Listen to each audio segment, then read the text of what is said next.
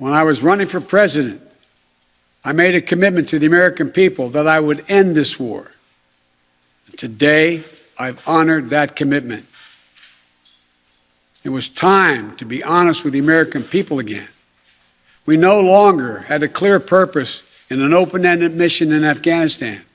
After 20 years of war in Afghanistan, I refused to send another generation of America's sons and daughters to fight a war that should have ended long ago. After more than $2 trillion spent in Afghanistan, a cost that researchers at Brown University estimated would be over $300 million a day for 20 years in Afghanistan, for 2 decades. Yes, the American people should hear this. $300 million a day for 2 decades. If you take the number of 1 trillion, as many say, that's still $150 million a day for 2 decades. And what have we lost as a consequence in terms of opportunities? I refuse to continue a war that was no longer in the service of the vital national interest of our people. And most of all, after 800,000 Americans serving in Afghanistan, I've traveled that whole country, brave and honorable service. After 20,744 American servicemen and women injured, and the loss of 2,461 American personnel, including 13 lives lost just this week, I refuse to open another decade of warfare in Afghanistan.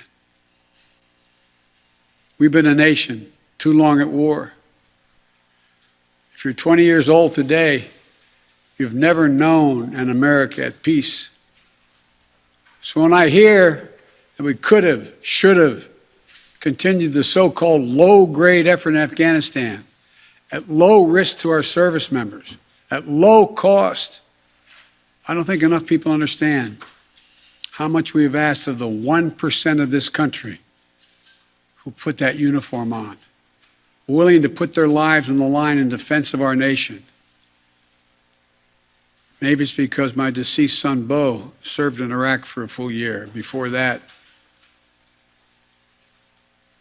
well, maybe it's because of what I've seen over the years as senator, vice president, and president traveling these countries. A lot of our veterans and their families have gone through hell. Deployment after deployment, months and years away from their families, missed birthdays, anniversaries, empty chairs at holidays, financial struggles, divorces, loss of limbs, traumatic brain injury, post-traumatic stress. We see it in the struggles many have when they come home. We see it in the strain on their families and caregivers. We see it in the strain on their families when they're not there. We see it in the grief borne by their survivors. The cost of war they will carry with them their whole lives. Most tragically, we see in the shocking and stunning statistic that should give pause to anyone who thinks war can ever be low grade, low risk, or low cost. 18 veterans, on average, who die by suicide every single day in America. Not in a far-off place, but right here in America.